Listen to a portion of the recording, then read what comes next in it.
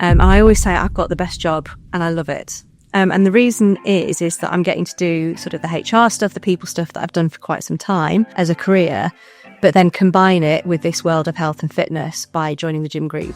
What a privilege to be able to combine something you're passionate about and a job that you're passionate about. Yeah. Why did you decide to run female fitness specific programs? Mm-hmm. And did you get results out of them because it was gendered that you don't think you would have done if it was more generalist? You know, the one big difference between men and women is that women go through quite a lot of hormonal and gynecological and specific changes through their lives. Because of my own lived experiences of perimenopause and what was happening, I focused in there first, but we're now expanding that and looking more broadly at that whole sort of life stage, from whether it's contraception, you know, trying to have children, not having children, fertility, all of that sort of stuff, and how some of those gynecological issues for women can impact your lifestyle and how you feel.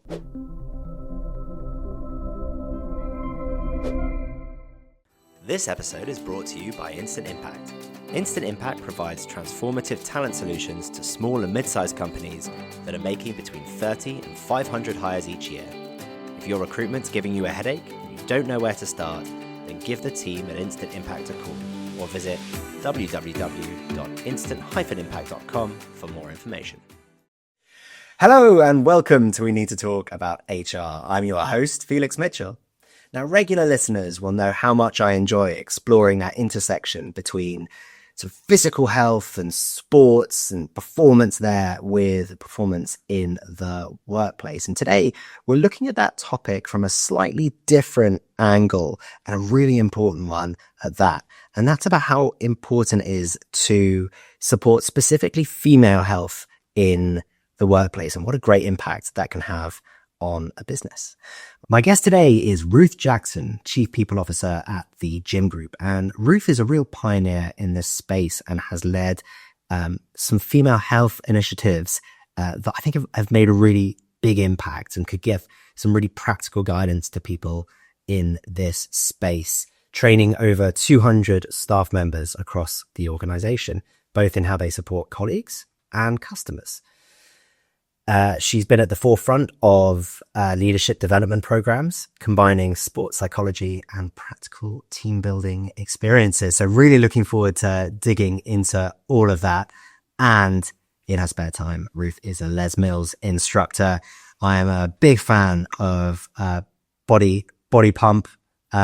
So we might get into a bit of that later. Talking about it, I would add, not actually doing the class. You never know. So Ruth, it's an absolute pleasure to have you on the show. Thanks for joining us. You're very welcome. Thank you very much, Felix. So why did a focus on female health become a bit of a mission of yours? So I guess where I'll start with that is somewhere that, or a comment that I often make to people when they ask me about my job. And I always say I've got the best job and I love it. And the reason is that I'm getting to do sort of the HR stuff, the people stuff that I've done for quite some time as a career, but then combine it with this world of health and fitness by joining the gym group. So for me, that was like the dream. That was perfect. It was a great scenario. And at the time of which I joined the gym group, I was going through my own experiences of having been an avid exerciser as a woman, training hard, enjoying what it gave me and the benefits I found from it, and suddenly hitting this perimenopause stage and going, oh, this is a bit different now. And there's a few things that I used to do that don't seem to work in the same way. And so I really started to sort of explore all of that myself personally, tried to do a lot of research to understand what was going on, and followed some reputable sort of people to understand about that. And then joined the gym group quite soon after, and was like, oh, what an opportunity. We've got nearly 1 million members. Lots of them are women, not quite half, but nearly.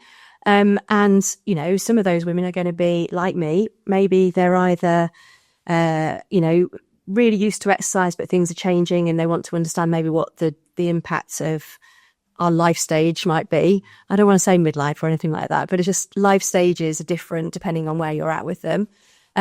Or they might be women who have never really exercised and are a bit unsure about where to go and where to start. And given our mission at the gym group is about breaking down barriers to fitness for all, I was like, I saw an opportunity, I guess, an opportunity to really go after something that was really personally quite important to me and a passion project, but actually could add some real value to hopefully both members and to employees at the gym group. And that was sort of where it was born, if you like. I think I love that as a story, and what a privilege to be able to combine something you're passionate about and a job that you're passionate about. Yeah.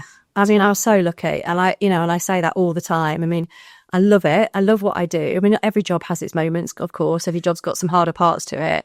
But I love the fact that I can, combine my own passion. As you mentioned, I teach outside of work. I've got, a real love for it because of the benefits I think it brings. So to actually then have an impact at work in a health and fitness space was sort of where it all started. No, I guess you've got a platform to amplify. I mean, to a million members. That is very, very cool. Let's talk about the mission of the gym group, not as a plug, but I'm really interested in that it's around barriers to fitness as a focus.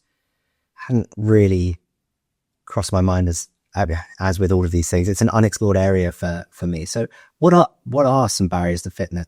Fitness?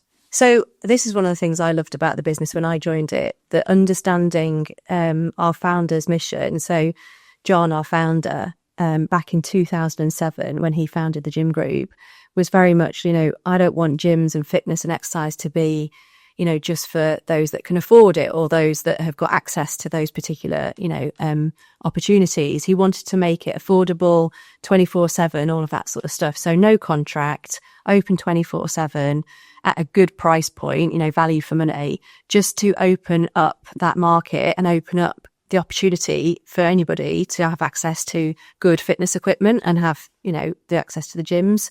And you'll find a lot of our gyms in slightly more deprived areas and things like that, because we wanted to make sure that was sort of living, and that mission or that founding purpose, 2007, I think still has sort of real, now we see a lot more of this low cost gym market around, but that was the founding mission. He started that off, and I can really get on board with that, because you can then expand that into other areas, can't you? Around, what are the barriers to women getting into fitness? What's stopping them getting the chance to go to the gym? Or what's, what else do we need to think about in terms of what barriers there might be?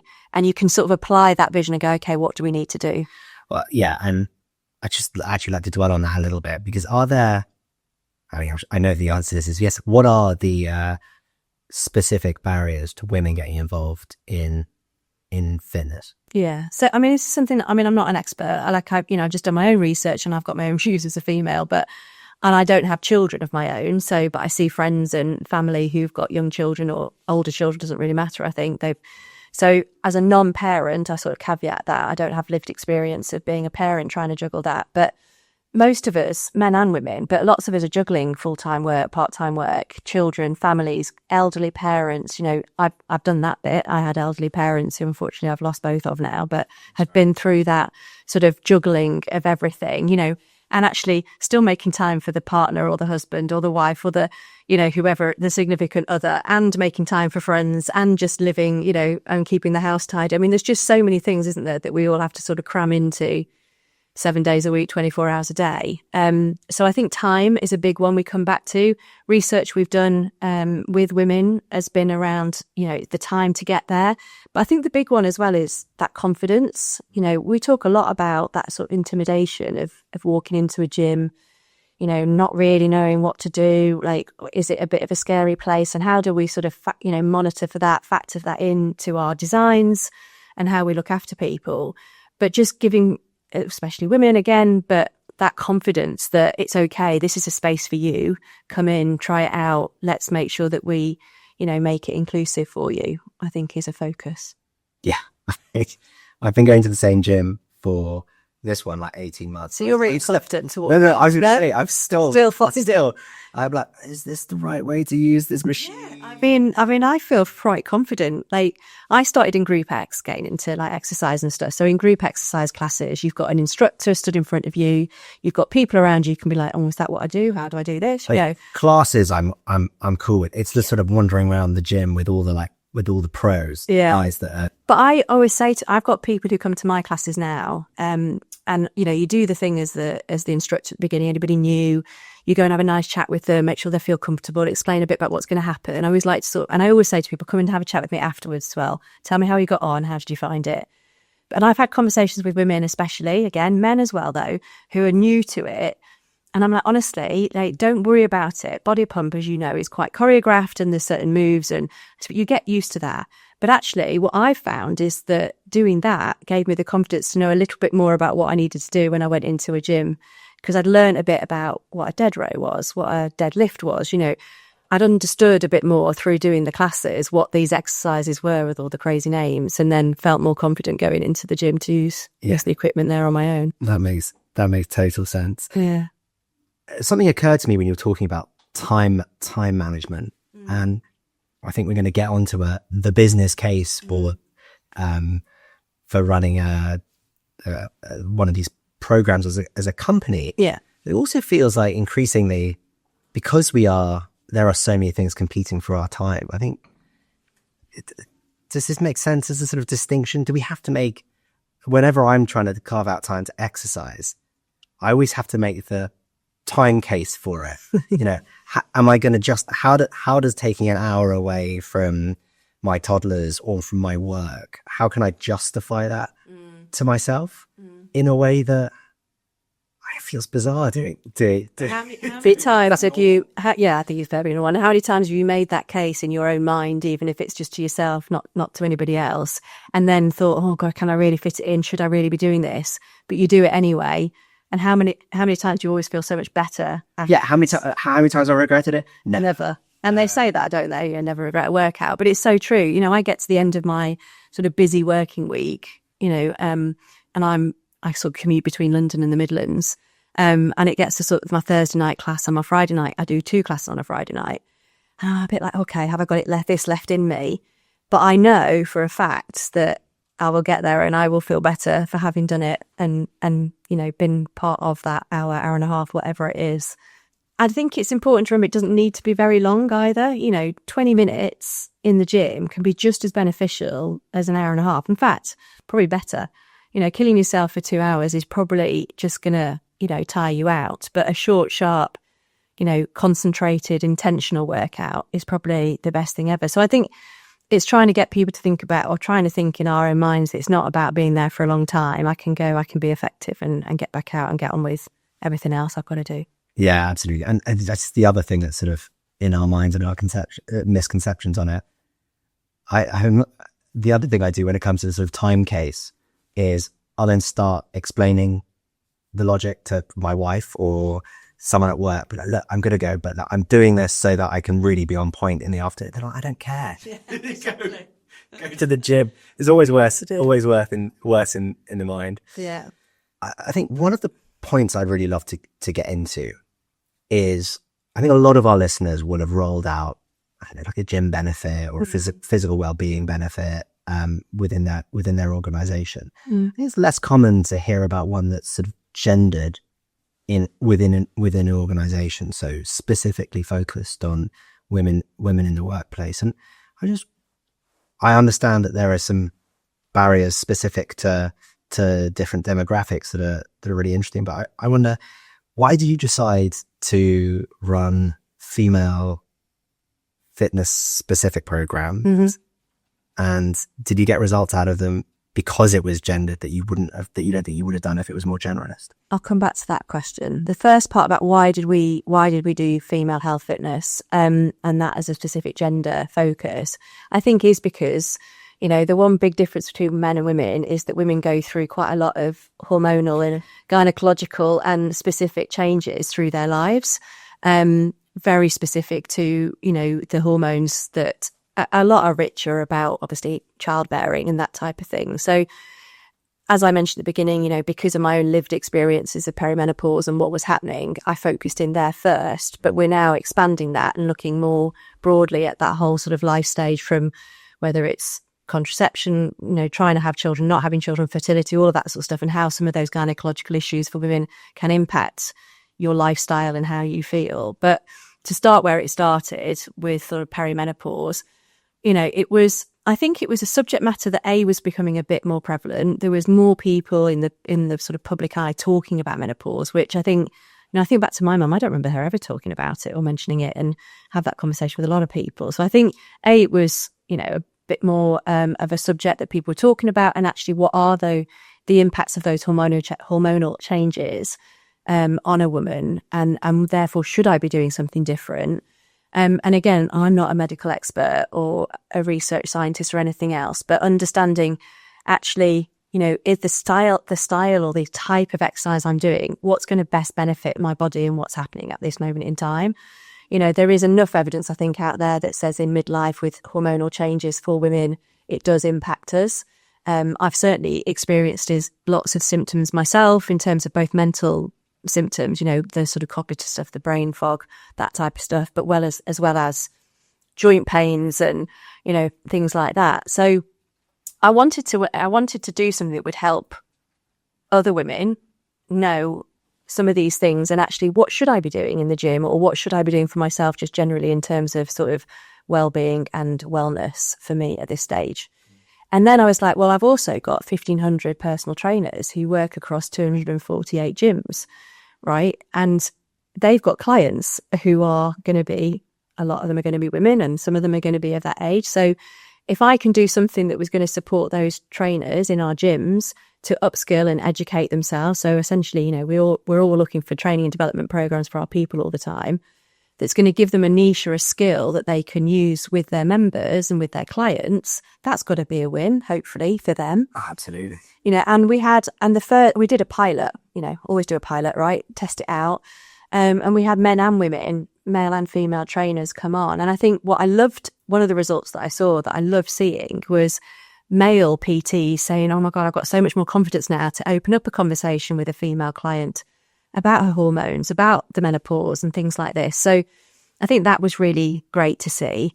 It was focused, we worked with some experts, worked with specialists. So we didn't just do it ourselves. We had CPD accredited people to come along and deliver these programs, and that's become a real partnership. And it's been great to see how they've delivered this program for us. And we've done it mainly through webinars because obviously everyone's remote and working all over the country.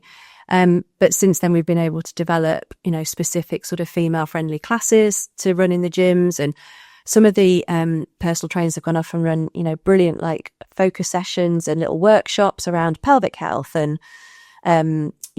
fitness and wellness sort of ideas, things that they can support their female members in their gyms with. So back to the ethos of breaking down barriers, supporting the women that are coming into the gyms, but also being part of the community. So opening up these workshops and having these sessions around stuff. And actually they've also partnered with other sort of specialists, whether it's physios or nutritionists and stuff that they found in their local area, and sort of made a little network up to support their clients better. Yeah, that's so cool. And we've done one particular episode on the perimenopause on the show.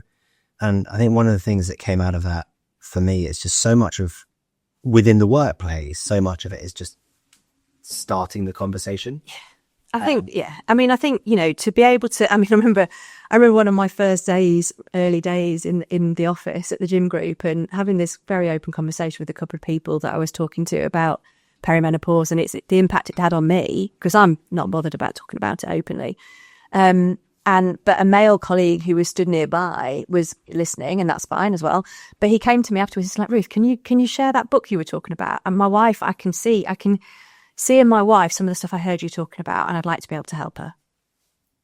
Great. And I gave him a book, and I told him a couple of other resources to go and look at, which I think he went and did, and I think, we've just been able to have much more sort of open conversation about it, and recognise that, it's not an illness, it's a thing that happens, and actually there's loads of ways you can just sort of manage and work around it and support it.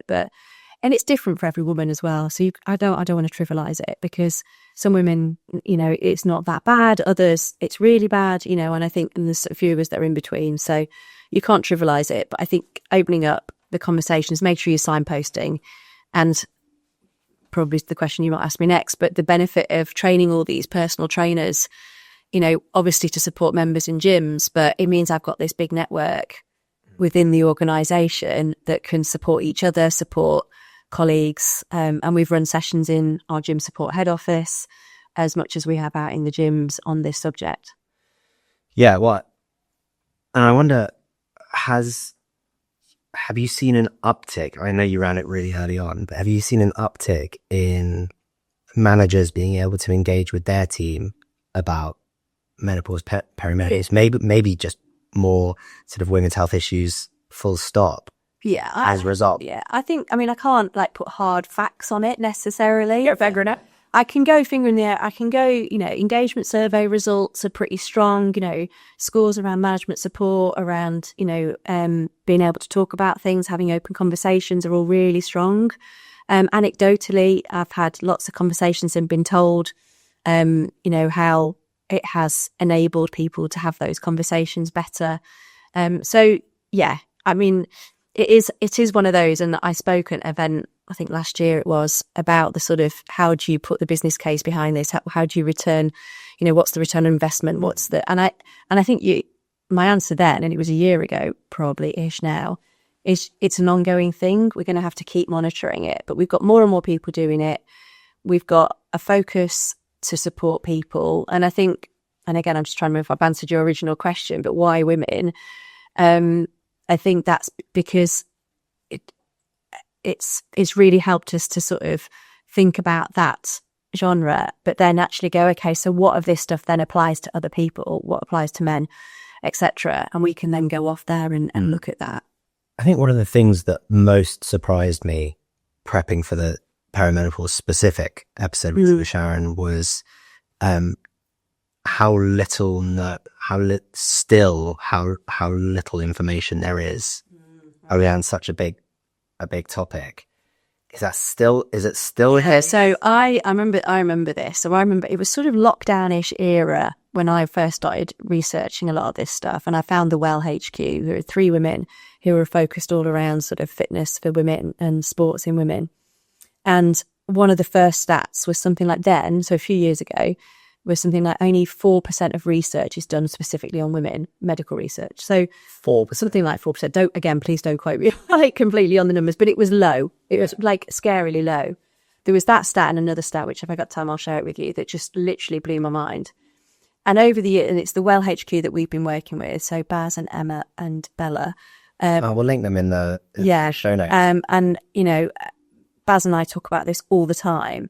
The Well HQ are brilliant, and follow them on Instagram. They've just got some great resources, great sort of insights into this whole space. And they're on an absolute mission, which I love and I fully support, around how support coaches coach women better, like just knowing the differences. So things like, did you know that like the football boots that women footballers are wearing, like they're designed for men, so they don't work necessarily for women. So the boots and the pitches, and again, if the Well see this, they might kill me for quoting them incorrectly, but it's something like it causes more anterior cruciate injuries in women than it will in the men. The boots and the quality of the pitches, because the quality of women's pitches aren't as good as the men's pitches. I mean, it's just this sort of inequality, I guess. And so back to the question, I think the amount of research that's now done specifically on women has improved. Like, I don't know if it's in double digits yet, but it's got more, but it's still, in 2025, still ridiculously low. So this is why I'm very careful about what I say, because there's lots of stuff out there that you can read about, but sort of just going, okay, but hormonal changes are a thing. We know that. We know hormones go up and down. We know that estrogen declines as we get older, and understanding the impact of that and therefore what I can do about it, that's not going to change. That is a thing. So yeah, it's fascinating. It's absolutely fascinating how the differences between just gender can have an impact on your physical output, your injury rates, your predisposition to things, etc., etc. So I just find it. I wanted to be a doctor when I was a kid. Maybe I'm just trying to live out some of that little bit of geekiness in my older age now in this job. Hey, more power to you for doing it. So beyond the fitness side of things, have you run any other benefits internally that are specifically focused on your female members of staff? No. Off the top of my head, no. I think what we've done, we do regular engagement surveys and talk to our people. And, I think one of the things that as a gym company, a gym group, literally, you'd think, well, okay, that focus on health and fitness is there. But I think even, it's still a job, and people are still working. People still have the same stresses and strains that working can give them. So always looking for opportunities. The one I mentioned recently, an event, was Doctor Line. So just allowing a simple service, which isn't as expensive as workplaces might think. I was pleasantly surprised. It wasn't like stupidly expensive. Was just creating an opportunity, providing a Doctor Line service, which is 24/7. I can ring up, I can go online, I can make an appointment, I can have a video call or a phone call. And we've rolled that out to all of our employees. So you can, just so you can get a doctor's appointment when you need one, right? Because sometimes you just can't. And that provides prescriptions, and it applies to you, your partner, and your children if you've got them. So as the employee of the gym group, it applies to your family, direct family. And I've had brilliant feedback on that, just in terms of, I haven't been able to get into my doctor, but I have been able to get one of these appointments, and I've been able to get the prescription, and it's all happened within the hour. Brilliant. Yeah, how cool is that? So I think, just trying to think about that type of stuff has been a focus for us. And I guess this might be a bit of a factor of you being a gym group. But I really love when we've been speaking around the sort of focus on well-being that you have in your organization. It feels like a good remedy to the continued focus on AI, on digital transformation, on, everything feels very urgent, very based at the moment. What have you found, I suppose, either from your employee survey or more anecdotally, what have you found to be the impact of focusing on those more sort of physical elements of well-being?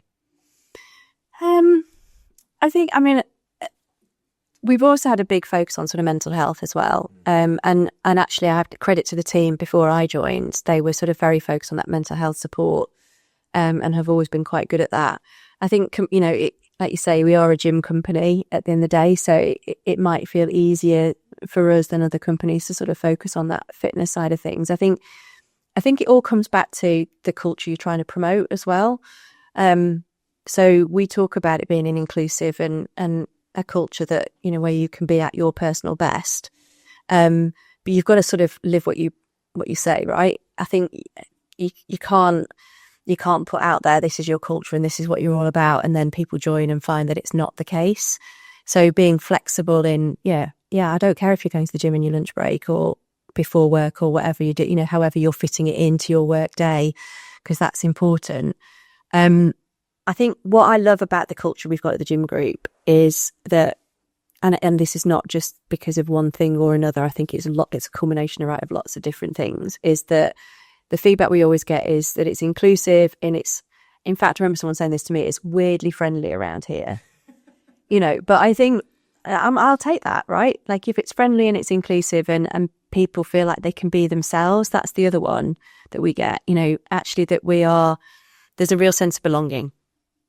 This is a whole other sort of podcast subject, but we've done some reverse mentoring cohorts at the gym group. Oh, cool. And the pilot that we did, the first one of that we did, I remember the lady that was reverse mentoring me from the commercial and marketing team, telling me about her lived experiences as an ethnically diverse individual and a woman, growing up in, as she grew up, but also she first went into the workplace and the experiences she had. And the big thing that she said has been so much better, luckily, at the gym group and good for her is that sense of belonging, that she can be who she is. And, you've got to go, it sounds like a bit of a cop-out. I always say with HR stuff and people stuff, you can never pin your finger on just one thing that makes a difference. I think you have to look at everything. But I can only hope that the way we approach sort of well-being, whether it's mental or physical at the gym group, and inclusivity and make sure people can be at their best, has an overarching sort of halo effect in terms of actually, I can be the best version of me and I can do my best work and be healthy at work because of that environment that we create and that sense of belonging. I think that's really cool. I bet that your focus, your vision, company vision, focused on barriers, I bet that's a factor in there as well, because so many companies don't think about the barriers, right? You think about the opportunity, right? You think about, let's grow revenue, let's grow top line, let's grow membership. But what you've done specifically is allows you to say, well, what are the barriers? And then the next logical step is, what's the barriers to this person or that person and that person? Probably gets you guys thinking a little bit more inclusively. Yeah, I'd like to think so. I think my big focus now, well, it will continue to be the female thing as always, but is to that younger generation, that Gen Z. There's lots of stuff, isn't there, about, this generation, Gen Z, they're this, they're that. Well, let's find out the reality of the people that are working in our business that actually are Gen Z, and what do they want? Like, what do they think? So we're just running our second bout of reverse mentoring, and this time I'm being mentored by a Gen Z individual who is a fitness manager in one of our gyms out in the home counties. We've had one session already. We've got another one coming up. And my sort of focus, the reason I want him to mentor me is to help me understand what are the needs and requirements and hopes and wishes and fears of that generation in the workplace. And that led me to go and talk to a couple of Gen Z people who work in the gym support, which is what we call head office, to ask them a few questions about it as well. So that's sort of my next, let's understand this. It's not our biggest workforce yet. It's not our biggest proportion of workforce yet, but it's rapidly. Oh, what we say. So yeah, looking at that next. Very cool. Well, we'll have to do another podcast on that, right? Let me do a bit more on it. I'll give you 6 months. Come back. Thanks. Well, look, that's all we've got time for. I can't believe it's gone in a flash, but thank you so much for joining. I've learned a huge amount. Thanks very much.